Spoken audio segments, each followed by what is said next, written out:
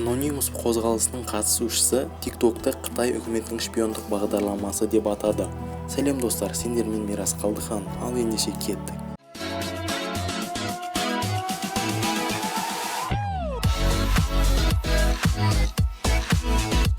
Бірінші, Anonymous белсенділері деген кім десеңіздер, олар тәуелсіз халықаралық хакерлердің ұйымы.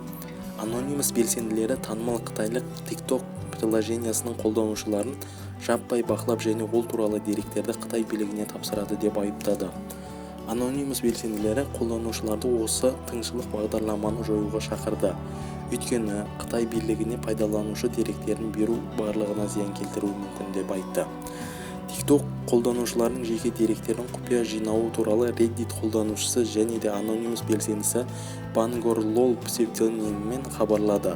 Ол TikTok'тың жұмыс жасау принципін талдап, TikTok'та әлеуметтік желі кейпінде жасырылған мәліметтерді жинау сервисі деп айыптады.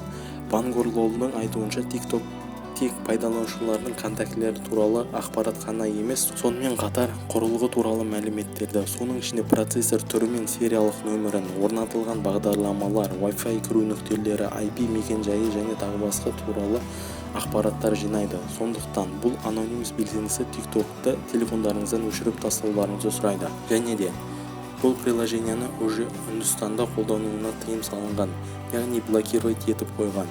Тағы да ақш-тың мемлекеттік хатшысы Помпео бұл қосымшаны адамдар өздерінің жеке деректерін Қытай коммунистік партиясының қолында болғанын қаласа орната беруіне кеңес беретінін айтты. Және де ақш президенті Дональд Трамп мемлекеттік хатшы Майк Помпеоны Вашингтон TikTok'ты қолдануға тыйым салуды қарастырып жатыр деген мәлімдемесін растайды деп айтты. Менің ойым, TikTok'ты орнатудың қажеті жоқ, себебі ол жақта былайша айтқанда деградация боласың. Адамға пайдасы жоқ видеолар ғана жарияланады деп ойлаймын. Мен өзім ол приложенияны жазып көрмеппін, сіздерге де жазбауға кеңес беремін. Оның орнына пайдалы нәрсемен айналысқан дұрыс. Тағы да айтатын ақпарат, жаңағы Anonymous тобының белсендісінің айтуынша, Instagram, Facebook, YouTube және де барлық әлеуметтік желілер ақпарат жинайды. Бірақ TikTok'тың жинайтын ақпараты олармен салыстырғанда стакандағы су мен теңіз суындай деп баяндайды. Ал достар, бұл Қытайдың шпиондық бағдарламасы деп ойлайсыздар ма, әлде TikTok'ты өз алдына жеке компания деп ойлайсыздар ма? Ойларыңызды комментарияға жазып кетіңіздер. Сау болыңыздар.